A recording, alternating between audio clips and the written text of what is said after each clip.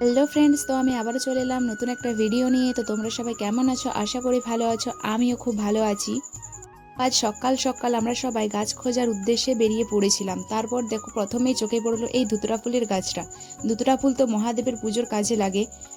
আর এটা হলো কালো ধুতরা ফুল। কালোও ঠিক না, একটু বেগুনি বেগুনি কালারটা আছে। এই গাছটা আমার পিসির মেয়ে নিয়ে যেতে চেয়েছিল, কারণ ওদের বাড়িতে এইরকম গাছটা নেই, তো সেই কারণেও নিয়ে যেতে চেয়েছিল। আর এটা ডাল থেকেও হয়, আবার বীজ থেকেও চারা করে এই গাছটা হয়।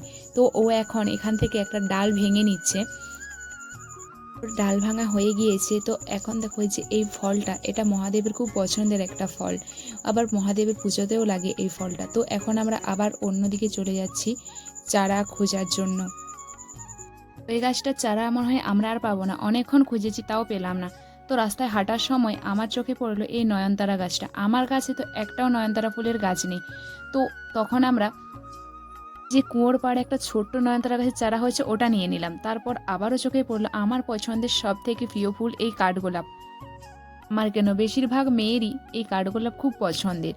তো এখান থেকেও আমরা দুটো ডাল নিয়ে নিয়েছিলাম। তো আজকের ভিডিওটা আমি এখানে শেষ করলাম। দেখা হচ্ছে নতুন কোনো ভিডিও নিয়ে। টাটা।